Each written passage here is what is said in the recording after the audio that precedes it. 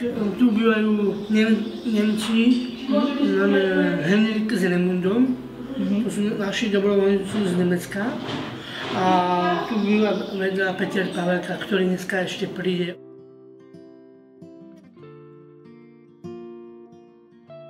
To sú moje kamarátky, ktoré tu bývajú. Lenka Šemedeková, pekná baba, pravda? Pravda. A Angelika Rácková, tiež tu býva občas, cez víkendy chodí väčšinou do Blavy, že Angelika? Ako deťa, tak ale aj tu bývam niekedy, keď nevidím. A ako tu žijete, Lenka, Angelika? Ako tu žijem? No, že ako žiješ, no. No, idem na nákup, kúpim si jedlo, navarím si, nachystám a jem.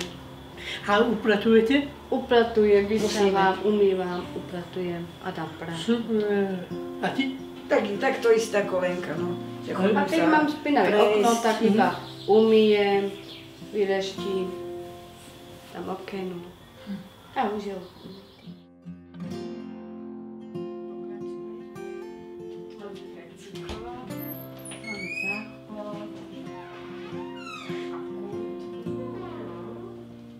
Tu máme izby, to je moja izba.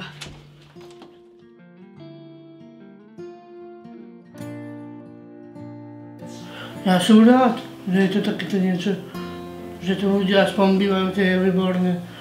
To som fakt veľmi rád. Aspoň, že sú samostatní, že sa vedia sa postarať sa sami o seba. Som rád a som rád, že si robia si po svojom. Ale musia si aj upratovať a pracovať, lebo to je povinné. Tak treba, no, tak to máme, hej. Máme tak už, no, prikázané, tak musíme, no. Ideme dole vlastne.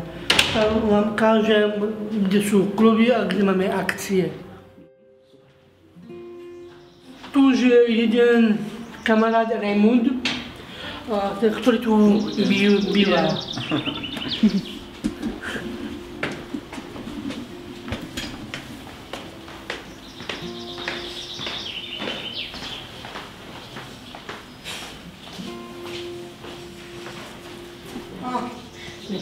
Je otvorené. Super. Tak tu máme väčšinou kluby. Podľa počasia, keď je škaredo, tak máme klub tu dole. A keď je vonku pekné, tak sme aj vonku. Tu máme aj fotky z jašidielne. Vlastne aj tu, to je v pohode.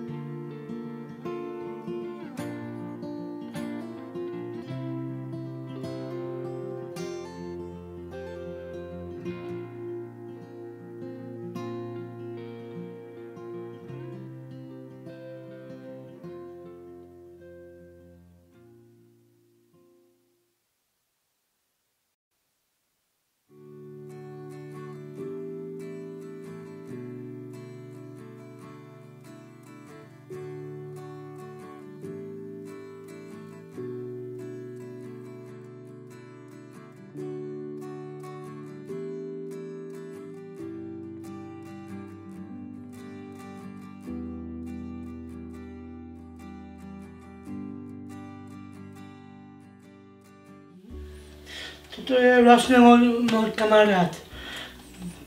Nech vám povie on, ako sa volá. Ja sa volám Janko. Tak ako? Radi sem chodíte? Áno. Veľmi rád. Super. A máme tu aj nejaké aktivity, ktoré robíme? Áno, robíme veľa aktivít a veľa cestných vecí. Včera som sa to počul, či je pravda, či bývate na Hajku. Je to pravda? Áno. A ako tam? No, ja tam bývam sám a Či to zvládate všetko? tak ako keď. chodíte aj do obchodu, alebo či to stíhaš? Tak do obchodu si musím ísť vždycky. Keď idem domů, tak musím ísť najprv do obchodu. A chodíte rád na zápasy? Áno. A kam presne môžete povedať? No, najmilejší som Žilinčan, takže do Žiliny, a niekedy aj mimo Žiliny. Tak to je potom super. Tak počuli sme mojho kamaráta Janka Keresmana, že kamaráde. Áno. Tak si jednoducho žijeme tak ako treba. Takže to je naša kamarátka a chce predstaviť sa sama. Volám sa Erika Špalková a mám 23 rokov. Ty musíš aj povedať. Ona som rada tiež chodí a určite je veľmi spokojná, že slečna Erika. Rada tu chodívam, málo kedy, ale strašne tu rada chodím na všelijaké kružky. A môžete nám povedať, že aké máme kružky? Pondelok máme dlhá cesta, klub, útorok je kreatívny krúžok s Nemcami, potom je varenie s Vladkom Holubkom, štvrtok hudobný máme, také spievanie a piatok je fotografický krúžok. K tomu sa pripomínam sa ja, lebo tu máme iba občas, lebo máme aj chaty, a takže dvakrát do týždňa, takže preto máme tak. To je najlepší kamarát, lebo je šikovný, pracuje v kancelárii, je pracovitý a je aj taký ako gentleman. Niekedy ma aj obdarováva, niekedy takú maličkosťou, keď mám aj meniny, aj narodky a je to taký šikovný, milý chalan.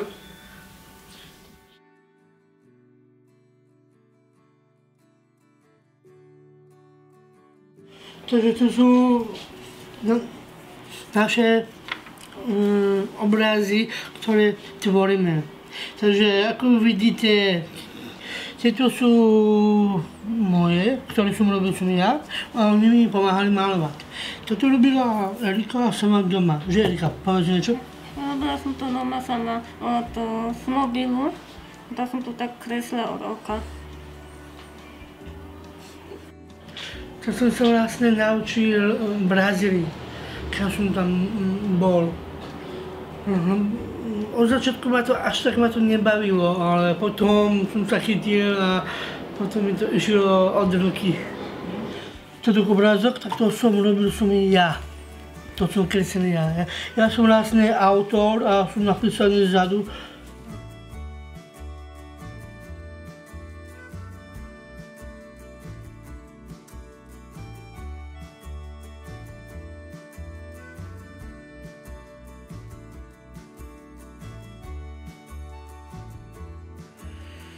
A tu je vlastne tak.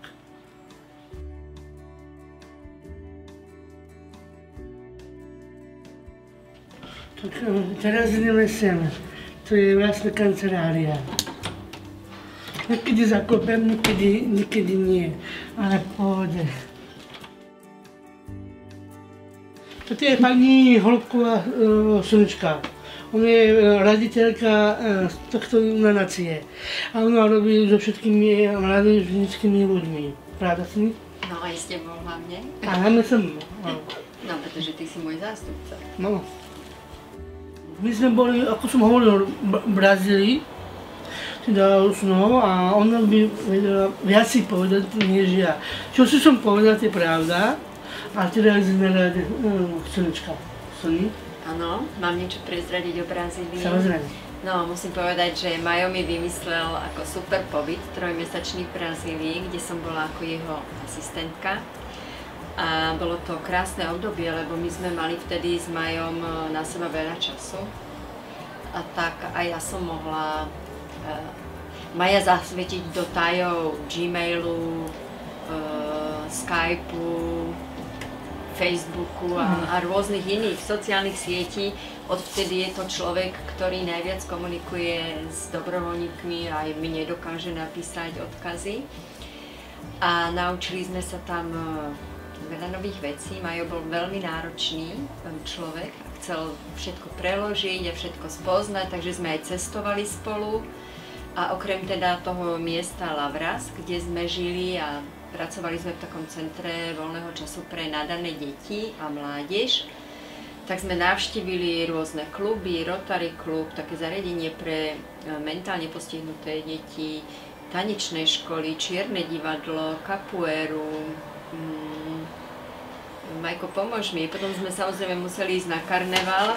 Karneval, potom sme aj išli tancovať. Aj tancovať, aj sambo som sa naučila, aj foho. A potom sme stavali tie domy, to ste špamtam. Prosím? Čo som tam stavali tie domy. A dámu, čo som rád, teda šach. Ja, no šachy, no to všetko bolo v centre. To ja som sa naučila, ako sa robia stavebnice, mierka, jednak 100, jednak 1000.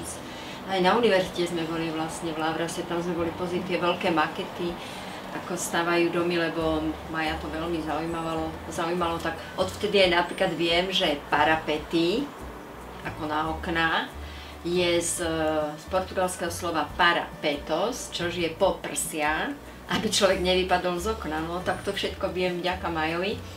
Boli sme v múzeu a potom prišli aj Majová, aj moja rodina pozrieť, ako žijeme a pripravili sme im veľkú cestu do Rio de Janeiro a na Foz do Iguaçu a skončili sme si oddychnúť na pobreží Costa Verde, kde je 365 ostrovov. Tak všetky sme nenavštívili, ale mnohé z nich. Tak to bola Brazília, ale Majo je, musím povedať, moja veľká inšpirácia, aj čo sa týka improvizácie, aj čo sa týka dôvery v ľudí s postihnutím a ich schopností. Je to môj osobný portrétista. Môžem kľudne cestovať, lebo Majo zastúpi, keď je to vážne, tak zavolá, keď nie je vážne, tak vybaví. Je to môj sprostredkovateľ komunikácie s ľuďmi, keď ja nestíham, lebo vie zavolať, poslať SMS-ku alebo napísať správu na e-mail. Už so mnou nechce cestovať, lebo už som staršia, tak... Ja som nič také nepovedal, už mám svoj vek, takže preto... Áno, aj ty už máš svoj vek a ja, ale povedal si mi, že do Paríža by si šiel s mladšími. Možno, ale už nemôžem na také ísť, lebo mám... A tak na iné projekty majú, nie? Tak na iné áno, ale... No je pravda, že ten projekt, s ktorým sme boli, tak to je vlastne európsky program Mládež, teraz Erasmus+, a tam tá časť pre mládež je do 30 rokov, tak už sme obidvaja vonku z tej kategórie. Nevadí, užili sme si to, že? Áno, užili. Aha.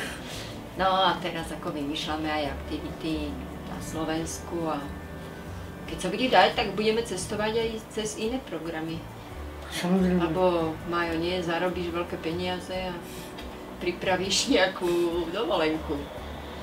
Alebo, možno, že nie dovolenku, ale takú objavovanie nových miest na Zeme. Bavilo by ťa to? Jasne, že... A ďalšie miesto, kde pôjdeme? To ešte neviem, ale ako som povedal, Paríž. Tam je história a to ma určite má viacej ráka. Paríž poznám, to ti rada ukážem. Dobre.